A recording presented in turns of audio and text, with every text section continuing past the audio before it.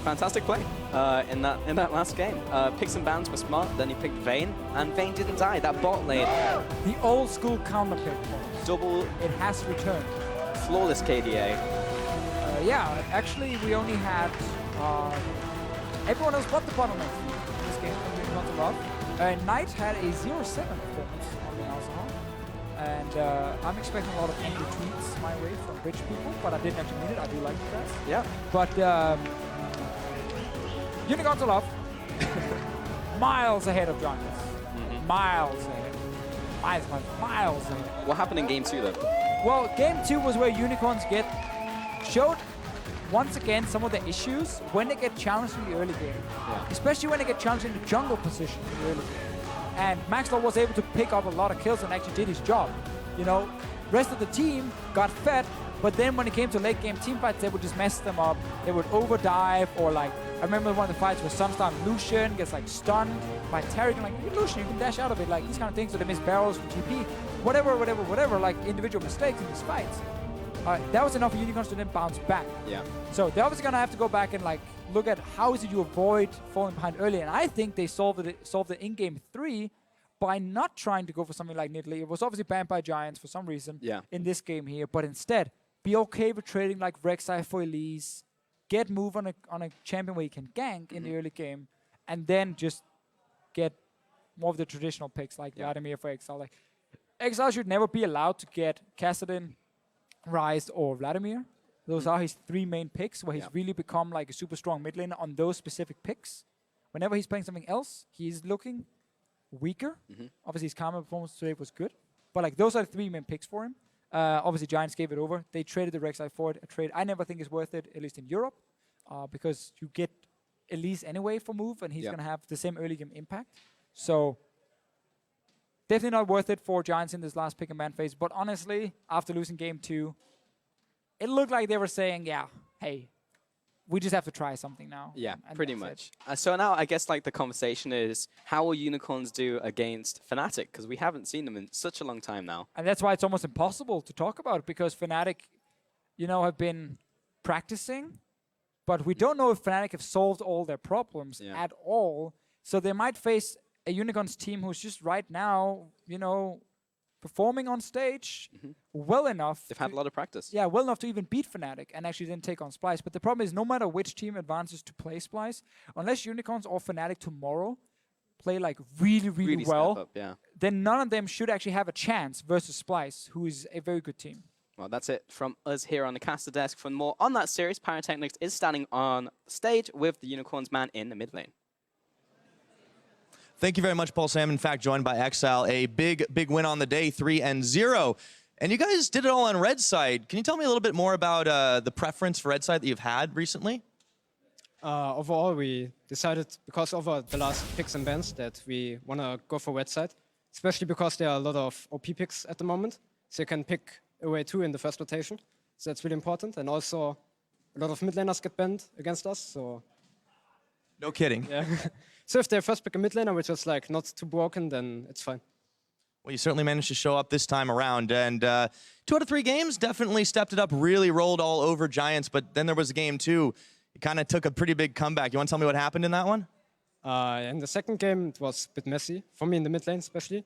I missed a lot of CS. And the first thing I'm going to do when I get home is train last hitting with Anivia, I guess. I didn't play Anivia the entire week in solo queue and scrims because I didn't expect it to go at band. Picked. So yeah, I didn't really train it, and it showed clearly.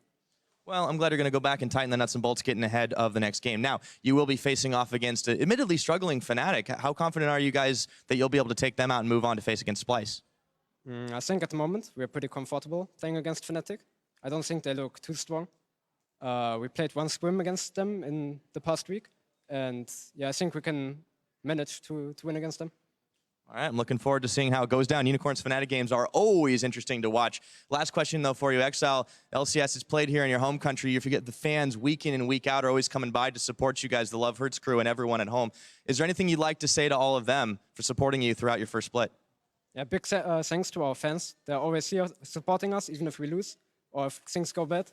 And they're always cheering, they're always positive, so they're cheering us up.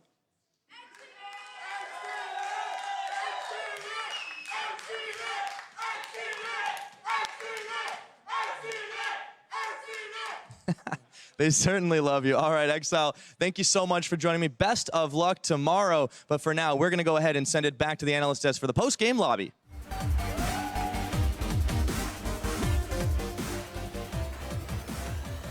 Thank you very much, Pyra. Congratulations to Exileh and their whole Unicorns of Love squad. Welcome to the post-game lobby.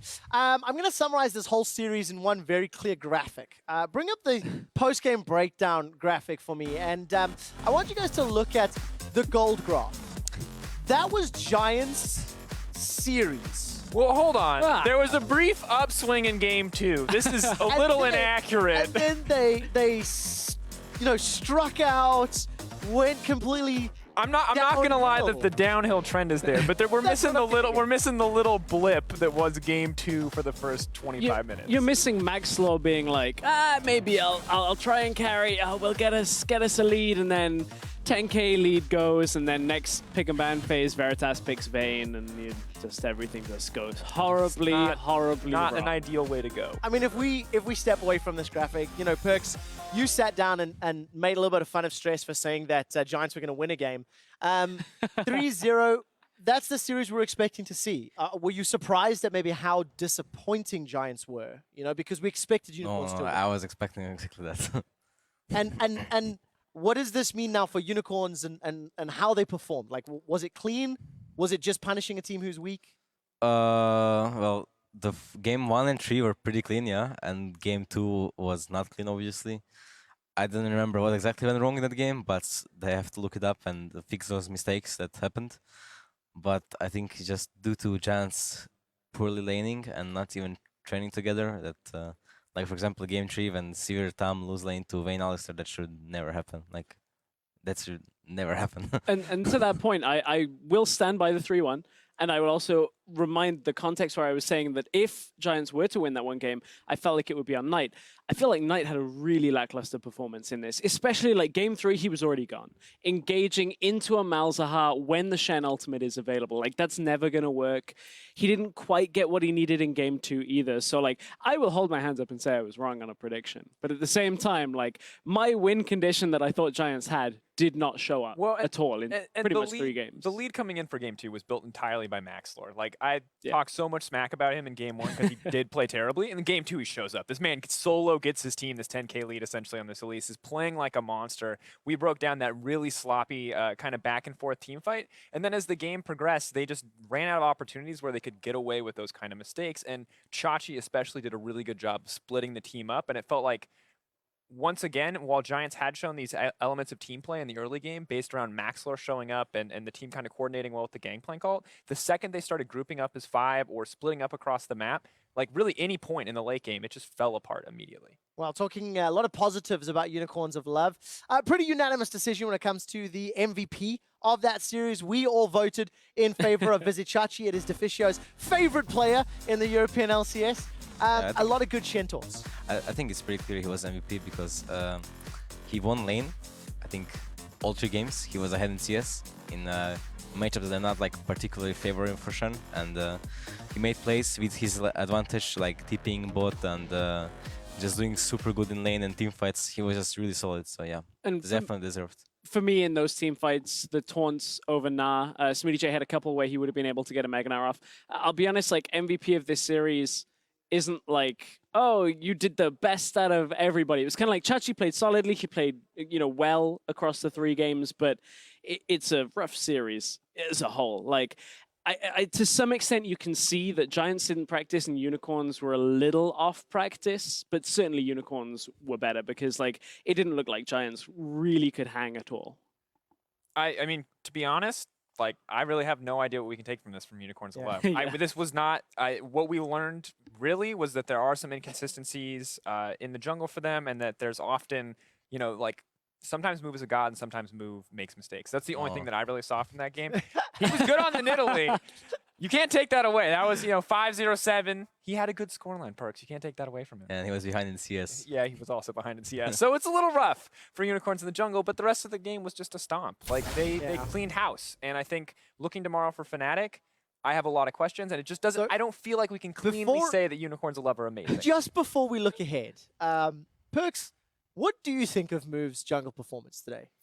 Well, I think it's same as every other day. His petting is really inefficient. Like a lot of times I see him skip some camps just to oink on the map, and so I don't know what to think of him. I think he's obvious. He does some stuff, like he creates pressure for his laners. He tries to gank and I guess put some vision with Green Smite. But I think versus better teams, he gets easily abused, and he gets always like versus Trick. He was every game 3 or 4 levels behind. I don't know.